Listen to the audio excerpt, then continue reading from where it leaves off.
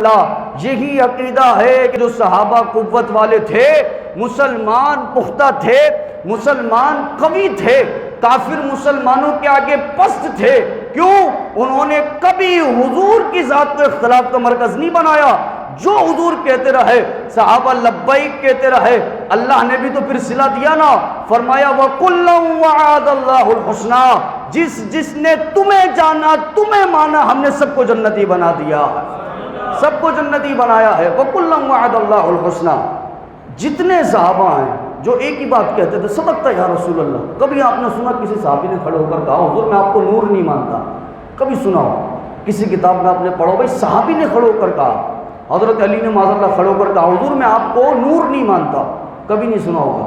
کبھی آپ نے سنا کہ کوئی صحابی کھڑے ہو گئے، عمر فاروق حضور علم غیب کی حدیث بیان کر رہے ہیں، حضرت عمر فاروق سے روایت ہے، فرماتے میرے آقا علم غیب کی حدیث بیان کر رہے ہیں، فجر کی نماز کے بعد حضور کھڑے ہوئے منبر پر اور آقا کریم صلی اللہ علیہ وآلہ وسلم اسپیچ کر رہے ہیں، بیان کر رہے ہیں بھائی میں یہ بھی جانتا، میں وہ بھی جانتا، میں وہ بھی جانتا، میں وہ بھی جانتا۔ حضرت عمر فاروق فرماتے ظہر کا وقت آ گیا، حضور ممبر سے اترے، فنزل عن ممبری، حدیث کے الفاظ پڑھ رہا ہوں، فنزل عن ممبری، حضور ممبر سے اترے، حضور نے نماز پڑھائی ظہر کے بعد، پھر حضور ممبر پر کھڑے ہو گئے، پھر ظہر سے لے کے عصر تک علم غیب بیان کر رہے ہیں، میں یہ بھی جانتا ہوں، میں وہ بھی جانتا ہوں، میں یہ بھی جانتا، میں وہ بھی جانتا۔ کہا ہم سن رہے ہیں اور ہم ہل نہیں رہے، سر جھکے ہیں۔ کہا حضور آپ سچ کہہ رہے ہیں۔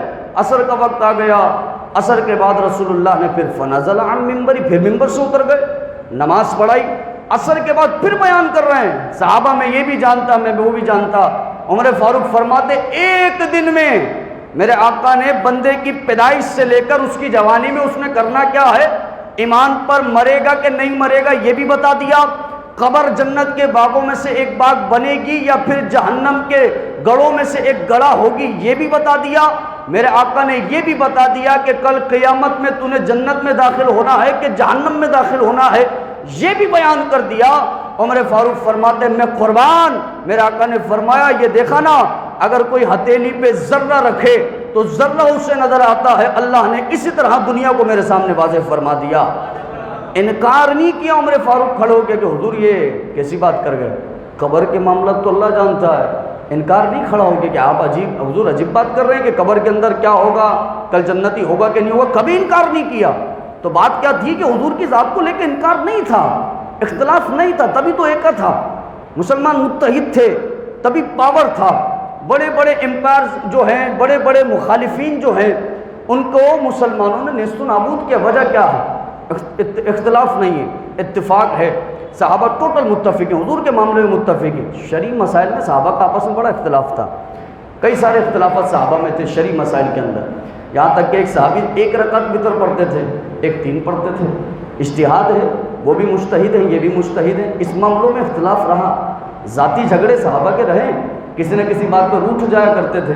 حضرت بلال حبشی رضی اللہ تعالیٰ عنہ سے کبھی جھگڑا ہو جاتا تھا، کبھی عمر فاروق سے ہو جاتا تھا، تو ذاتی اختلاف صحابہ کے تھے، لیکن حضور کے معاملے میں صحابہ ایک تھے، محبت کے معاملے میں ایک تھے، ادب کے معاملے میں ایک تھے، حضور کی تعظیم کے معاملے میں ایک تھے، آقا کو نور ماننے میں ایک تھے، آقا پر اللہ کی رحمت برستی ہے اس بات کا عقیدہ رکھنے میں کل صحابہ ایک تھے۔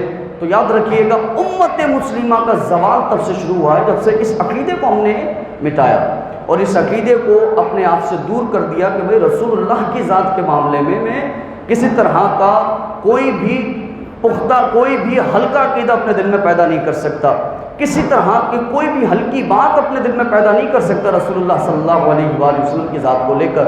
تو میرا عزیز دوستو، اگر آج ہم چاہتے ہیں، یہ پیغام آپ نے اپنے آنے والوں کو بھی بیان کرنا ہے کہ اگر آپ چاہتے ہیں نا کہ امت مسلمہ پاور میں آ جائے، دوبارہ سے کافرین کا سر جھک جائے اور مسلمانوں کا سر بلند ہو جائے، اور آج جس طرح سے ہم بٹ گئے ہیں ہم پھر سے ایک امام کے پیچھے آ جائیں، تو وہی صحابہ کا عقیدہ کہ بھئی آقا کریم صلی اللہ علیہ وآلہ وسلم کے بارے میں ہمارا عقیدہ یہ ہونا چاہیے، انہیں جانا انہیں مانا نہ رکھا غیری سے کام، للہ الحمد میں دنیا سے مسلمان نے گیا للہ الحمد میں دنیا سے مسلمان نے گیا، یہ عقیدہ ہونا چاہیے۔ اور پھر حضور صلی اللہ تعالیٰ علیہ وآلہ وسلم کے لیے اگر آپ یہ عقیدہ رکھیں نا تو اس کے کچھ لوازمات ہیں۔ لوازمات کیا ہے؟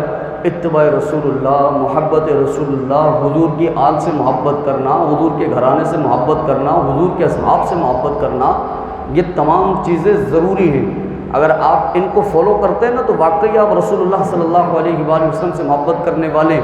قل ان کنتم تحبون اللہ فاتبعونی یحببکم اللہ، آقا نے اللہ نے فرمایا اے محمد آپ فرمائیے اپنے لوگوں سے کہ اگر تم اللہ سے محبت کرتے ہو تو تمہارے لیے ضروری ہے کہ تم میری اتباع کرو۔ جب تم میری اتباع کرو گے یحببکم اللہ، اللہ تم سے محبت کر رہا ہوگا۔ اتباع دیکھنی ہے نا، عثمان غنی رضی اللہ تعالیٰ وضو کر رہے ہیں، وضو کرتے کرتے مسکرا دیے تو برابر والے نے حضرت عثمان غنی سے کہا کہ حضور والا وضو کرتے ہوئے آپ مسکرائیے، مسکرانے کی وجہ کیا ہے؟ کہا بس ایک مرتبہ میں نے حضور کو مسکراتے ہوئے دیکھا تھا تو میں سنت رسول اللہ ادا کر رہا ہوں۔